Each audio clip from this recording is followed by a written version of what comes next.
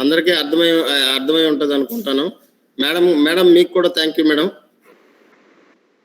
Direct madam. ఇప్పుడు next ఇప్పుడు మన డిస్ట్రిక్ట్ యాంకర్స్ కానీ ఇప్పుడు మనం ముఖ్యంగా ఇప్పుడు క్యాంపైన్కి సంబంధించి మనం డేటా చేసేటప్పుడు యాక్చువల్గా ఈ ప్లాట్ ఇందాక సగం వరకు చెప్పుకున్నాము, చేస్తాము. ఇది చేసిన తర్వాత ఇక్కడ డిస్ట్రిక్ట్ ఇక్కడ నేను స్టేట్ చూపిస్తున్నాను. మిగతా లాగిన్స్ లేకపోవడం వల్ల మండల లెవెల్లో కానీ జిల్లా లెవెల్ లాగిన్స్ లేకపోవడం వల్ల స్టేట్ వరకు నేను చూసి చెప్తాను అనమాట. ముఖ్యంగా ఏంటంటే ఇప్పుడు స్టేట్ సెలెక్ట్ చేస్తాము, తర్వాత ఇక్కడేమో మనకి ఒక 4 థీమ్స్ ఇచ్చారనమాట. ఆ థీమ్స్ లో ఏదైతే యాక్టివిటీ చేసామో ఆ యాక్టివిటీని అనమాట ఇక్కడ క్లిక్ చేస్తాము. కోర్ కమిటీ ఆల్రెడీ మన స్టేట్ లో ఆల్రెడీ ఫార్మ్డ్ అనమాట. ఎప్పుడో 2024లోనే ఫామ్ చేయడం జరిగింది. ఆ కోర్ కమిటీ ఎవరిది అనేది యాక్చువల్గా ఎస్ఆర్ఎల్ఎందే, ఎన్ఆర్పిదే, సిఎస్ఓ పార్ట్నరా, లైన్ డిపార్ట్మెంట్స్ అనేసి ఉంటే ఇప్పుడు మీ దగ్గర డిస్ట్రిక్ట్ ఓపెన్ అవుతుంది. డిస్ట్రిక్ట్ తీసుకుంటారు. అలానే ఇకపోతే ఇంటర్నల్ ఆ కోర్ కమిటీ ఫార్మేషన్ డేట్ అనేది ఎప్పుడు ఫార్మేషన్ అడుగుతుంది. ఏ డేట్ని అయితే మనం ఫార్మేషన్ చేసామో ఆ డేట్ వేస్తాము. అలానే ఇక్కడ date of core committee planning meeting నయచేతన 4 campaign. యాక్చువల్గా కోర్ కమిటీ మీటింగ్ మన దగ్గర ఇక్కడ మొన్న 25వ తేదీన లాంచింగ్ జరిగితే 24వ తేదీనే మనం కోర్ కమిటీ మీటింగ్ ఏర్పాటు చేశాం. కాబట్టి కోర్ కమిటీ మీటింగ్ని 24నే పెడతాం.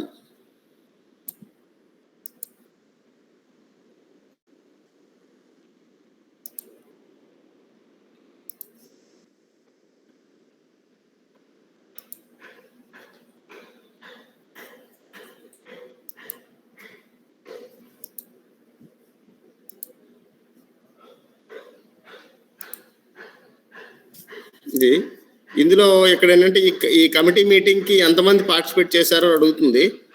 ఇది మనకి మొన్ననైతే ఒక 105 మంది పార్టిసిపేట్ చేశారు. ఇలా డేటా వేసేసుకుంటాము. డేట్ ఆఫ్ యాక్టివిటీ ఎప్పుడు జరిగిందని అడుగుతుంది.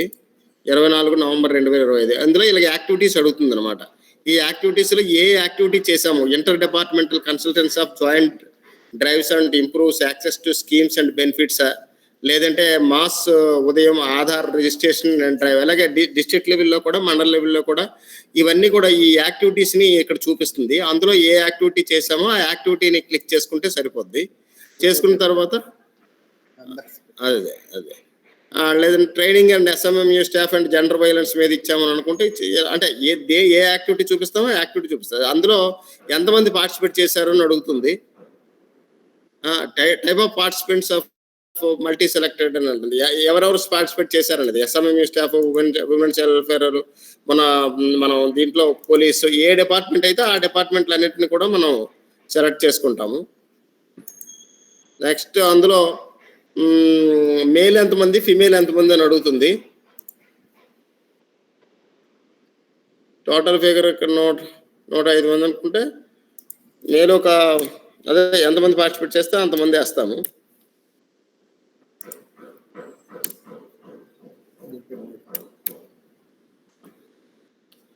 ఆ యాక్టివిటీకి సంబంధించినటువంటి ఫోటో అడుగుతుంది.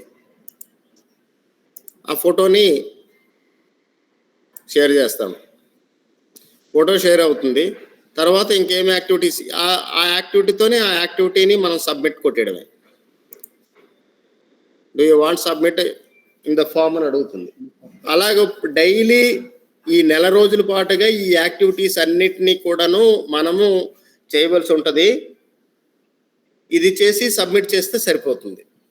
ఇది క్యాంపైన్కి సంబంధించినటువంటి వివరాలు. దీని మీద ఏమైనా డౌట్ ఏమైనా ఉంటే అడగండి.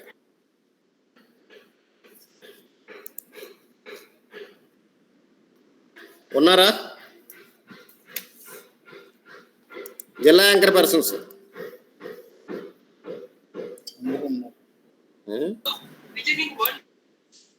హలో, అర్థమైంది సార్. నమస్తే సార్. మీది అక్కడ స్టేట్ లో కాబట్టి మీరు అక్కడ committee meeting, core committee meeting జరిగింది కాబట్టి మీరు వేశారు. ఇక్కడ మా డిస్ట్రిక్ట్ లెవెల్లో జరగలేదు కాబట్టి నో పెడితే అది యాక్సెప్ట్ చేస్తుందా? నో పెడితే యాక్సెప్ట్ చేస్తుంది. జరగకపోతే జరగలేదని చూపిస్తుంది. నో పెట్టొచ్చు కదా, ఆప్షన్ ఇచ్చాడు కదా. అదే sir. Okay sir. Thank you. Promotions వస్తే ఈ ఎంఐఎస్ అంతా కూడా ఇందులో చేయవలసి ఉంటుంది. ఈ ఎంఐఎస్ డేటా చేసేటప్పుడు కూడా మనం ప్రత్యేకంగా మంత్లీ ప్రోగ్రెస్ రిపోర్ట్ మనం చేయవలసి ఉంది. అలాగే ఇన్స్టిట్యూషనల్ మెకానిజం మనం ఒక ఎస్హెచ్జి స్థాయిలో జనరల్ పాయింట్ పర్సన్ పెట్టుకున్నాము, వాళ్ళని ఇందులో నమోదు చేయాలి. అలాగే వివో స్థాయిలో సబ్ కమిటీ మీటింగ్ అయింది, దాన్ని కూడా ఈ డేటా లోకోస్ దీంట్లో ఈక్వల్ లోకోస్ లోనే ఆ మీటింగ్ అనేది కండక్ట్ చేసినట్టుగా మనం ఇందులో ఎంట్రీ అనేది చేయాలి. ప్రతి వారము, ప్రతి వీక్, అదే ప్రతి మంత్, ప్రతి సంవత్సరం ఏం చేస్తున్నాం అనేది ప్రతిసారి కూడాను యాంకర్ పర్సన్ అన్నటువంటి వాళ్ళు ఇనిషియేటివ్ తీసుకొని దీంట్లో నమోదు చేసినట్లయితేనే మన పెర్ఫార్మెన్స్ అనేది మంచిగా ఉంటుంది.